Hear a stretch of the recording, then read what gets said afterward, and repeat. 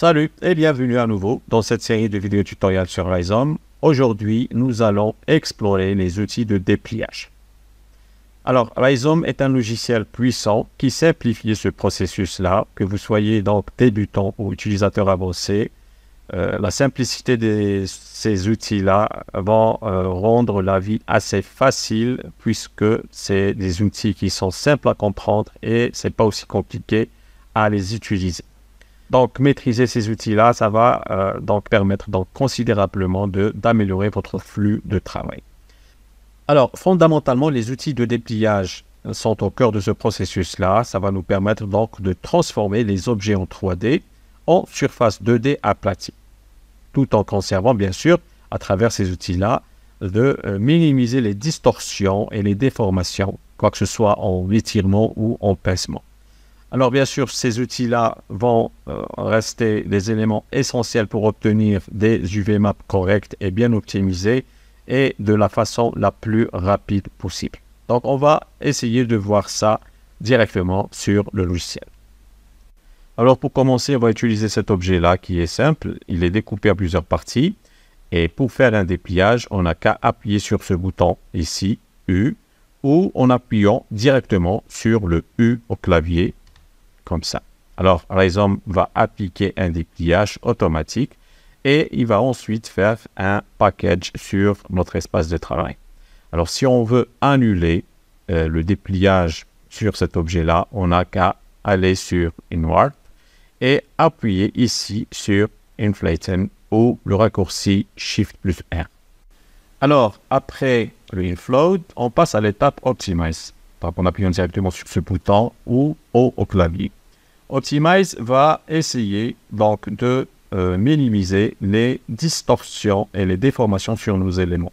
Alors des fois, on a tendance à apercevoir des étirements ou des pincements qui vont être visibles par des nuances donc, de rouge et de bleu. Alors, des éléments étirés vont être affichés en bleu et les éléments pincés donc, vont être affichés en nuances de rouge, donc suivant l'intensité de leur pincement ou intensité de leurs étirements. On a déjà vu cette partie-là concernant la barre indicatrice qui va nous montrer une vue d'ensemble sur nos éléments de la scène et leurs étirements ou pincements, donc on va dire leur distorsion, et comment on doit gérer donc ces éléments-là afin qu'il y ait le moins de distorsion pour que ces éléments-là doivent se situer ici, dans la couleur grise ici, qui veut dire qu'il y a moins de distorsion. Et pour voir ça de manière beaucoup plus concrète, on va aussi voir les outils de dépliage manuel. Donc on va dire que ce sont des outils de dépliage manuel qui vont toucher directement les éléments par l'utilisateur. Alors pour commencer, on va appuyer sur le bouton donc drag et on voit très bien maintenant qu'il y a ce genre de cercle qui va désigner la taille du pinceau qu'on va utiliser. Alors là, c'est un pinceau et les réglages du pinceau se situent ici. Donc on a la pression de la modification et la taille du pinceau. Maintenant, on va régler la taille du pinceau et la pression de notre pinceau. Alors, c'est la même chose pour drag, spread et pinch. Alors, je vais faire une manipulation comme ça.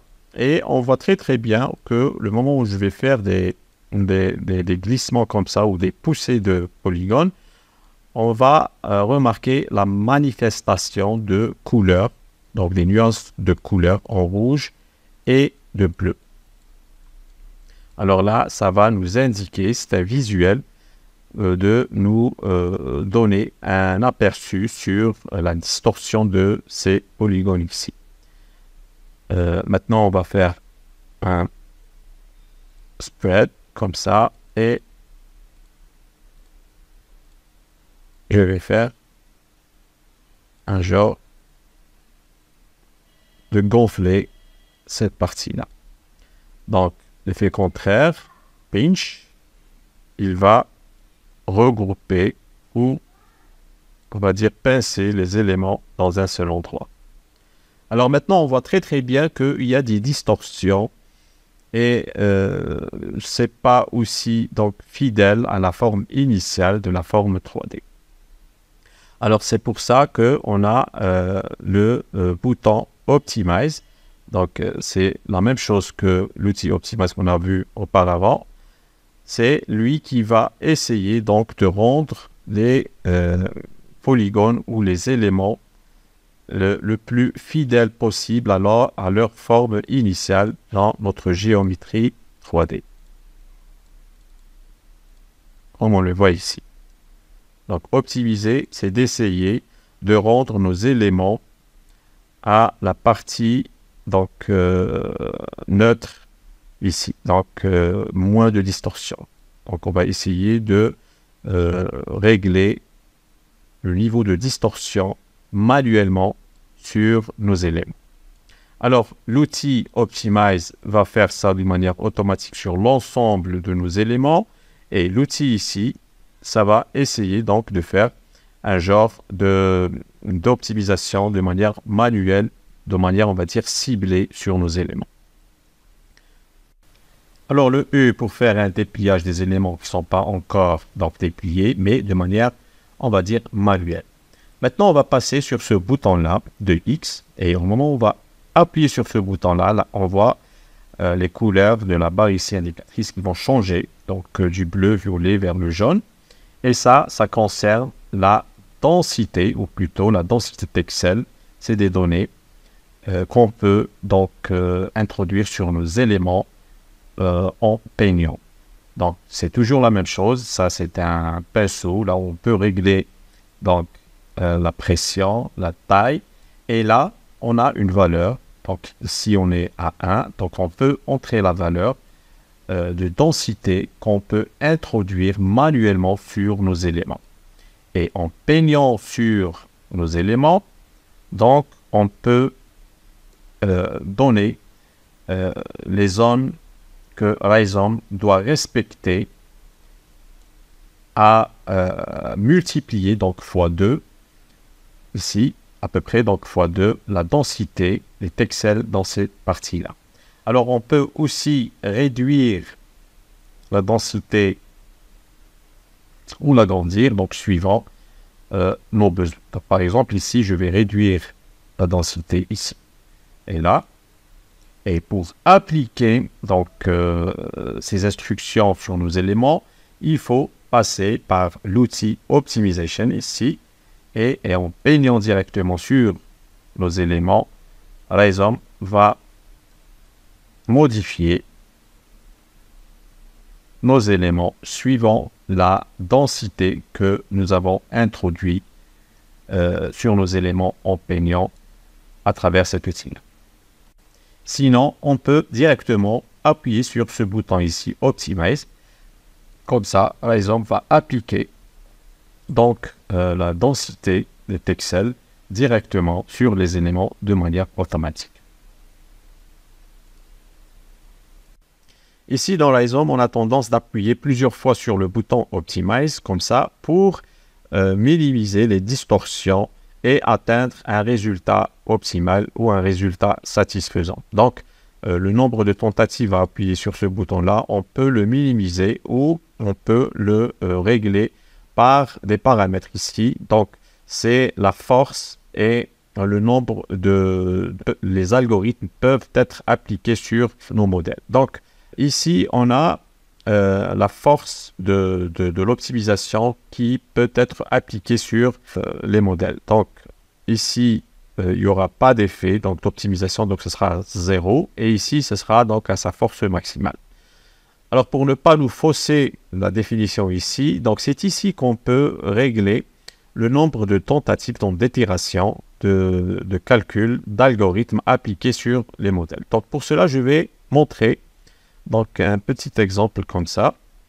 Et on va montrer ça directement pour comprendre comment ça marche. Donc ici, c'est des modèles qui sont déformés, donc des distorsions assez aiguës. Et maintenant, on va faire une optimisation.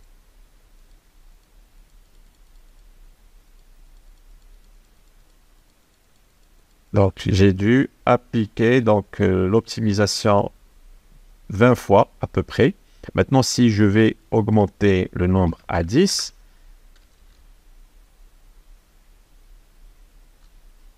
voilà, et je vais appliquer maintenant une optimisation.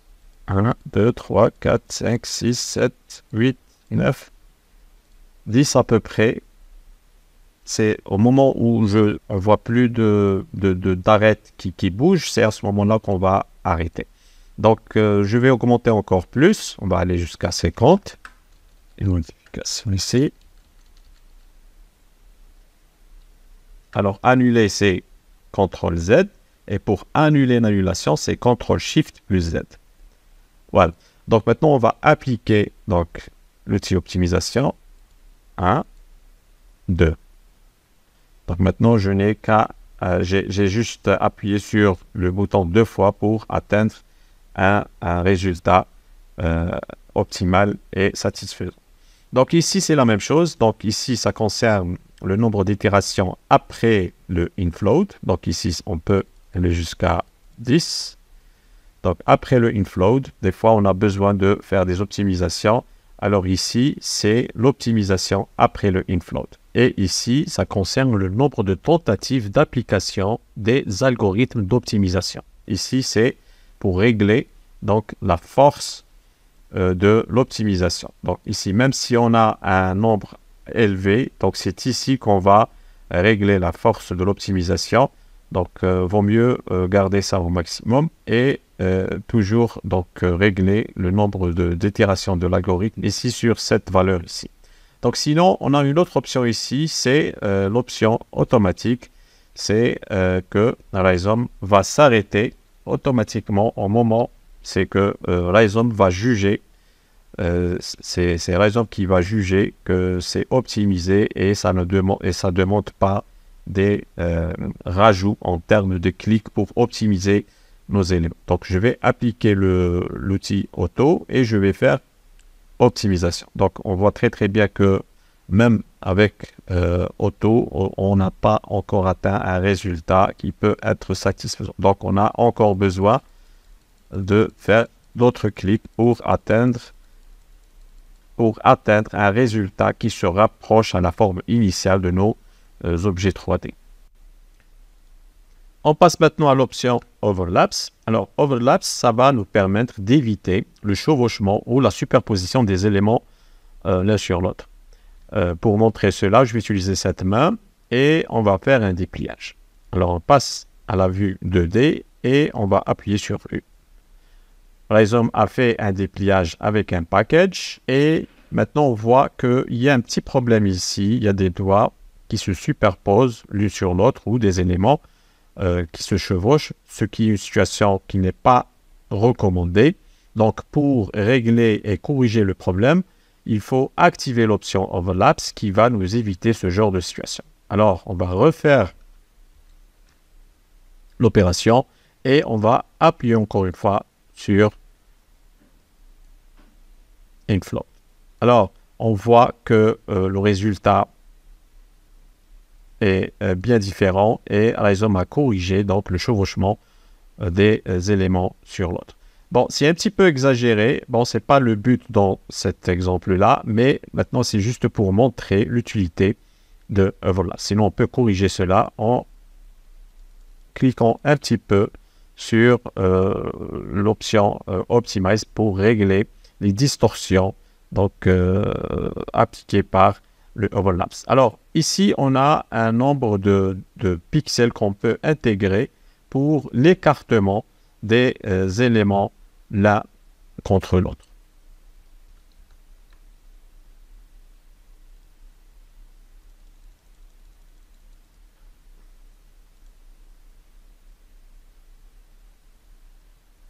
Donc, résultat, les écartements ont été bien appliqués, mais ils ont un petit peu, on va dire, déformé la forme des doigts, ce qui est non recommandé. Donc, il vaut mieux rester prudent à l'utilisation de ce paramètre-là pour ne pas trop déformer ou plutôt appliquer des distorsions exagérées sur vos modèles.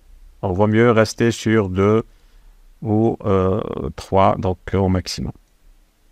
Alors je passe à l'option flip. Dans Rhizome, on sait très très bien que l'affichage des normales à l'extérieur vont s'afficher en gris et à l'intérieur vont s'afficher en bleu, qui veut dire que la couleur correcte doit s'afficher en gris et s'il y a un retournement donc de polygone, leur couleur va changer en bleu. Alors on va faire un dépliage de cette tête ici et on va faire un dépliage sans l'activation de l'option flip. Alors, qu'est-ce qu'on va remarquer, même si c'est un petit peu insignifiant dans cet exemple-là, mais on va se contenter de montrer que des fois, on peut être confronté à des polygones retournés ou renversés au moment où on va faire un dépliage. Alors, pour corriger ce genre ou pour éviter ce genre de situation, on peut appliquer donc l'option flip comme ça pour que Rhizome va essayer donc d'avoir une position de polygone assez correcte au moment où il va faire un dépliage. Alors avec l'option flip, on voit que Rhizome a corrigé le polygone qui a été, donc on va dire, retourné. Alors si vous êtes une personne, on va dire, perfectionniste, ou quelqu'un qui est méticuleux, qui cherche à donner un bon travail, donc un travail qui va, on va dire, éviter ce genre de forme courbée, et vous cherchez à travailler donc, ou à présenter des formes bien ordonnées. Donc, Rhizome vous donne la possibilité, donc des contraintes qui se trouvent ici, à aligner les lignes de vos éléments pour bien aligner. Alors, pour appliquer cela, on va choisir une ligne, par exemple celle-là, ou celle-là, et on va définir pour qu'elle soit verticalement droite. Donc on peut appliquer celle-là, cette ligne ici, par cette contrainte ici. Alors la couleur va changer en couleur un petit peu verdâtre, et au moment où on va faire un dépliage, Rhizome va aligner cette ligne pour qu'elle soit droite. Donc le but ici, ce n'est pas d'aligner juste une ligne, mais d'aligner l'ensemble de cet élément-là. Alors pour cela, on peut choisir cet élément-là et faire une sélection en anneau comme ça et appliquer la contrainte comme ça. Ensuite, on va faire un dépliage. Maintenant, la contrainte s'est appliquée sur l'ensemble, mais on a donc un problème sur les lignes horizontales. Alors on va faire la même chose et définir ces lignes pour qu'elles soient droites horizontalement. Alors ce qu'on va faire, on va appliquer encore un inflow. Et comme ça, donc on a appliqué donc des contraintes comme ça pour rendre l'objet. Alors, des fois, il faut faire attention au moment où on va appliquer des contraintes comme ça, parce que il y a des objets que leur forme initiale est circulaire. Alors, rendre ces formes bien droites, ça va appliquer des distorsions. Donc, pour éviter les distorsions, il faut rester fidèle à la forme initiale. Donc, cette application ne peut pas s'appliquer à tous les éléments qu'on peut donc sélectionner. Donc, si on trouve que l'élément n'a pas eu beaucoup de distorsion, donc on ne voit pas de couleur rouge et bleue, donc ça va, on peut continuer à travailler avec cette forme actuelle. Maintenant, si on veut supprimer les contraintes qu'on a déjà appliquées, il faut juste appuyer sur ce bouton-là. Alors, des fois, on a besoin qu'une partie soit fixe et ne change pas. Alors, Rhizome nous propose aussi donc d'épingler des sommets comme ça pour les rendre, on va dire, fixes et qui ne vont pas subir des modifications au moment où on va faire des optimisations ou des développements comme ça des développements de dépliage. Si on veut donc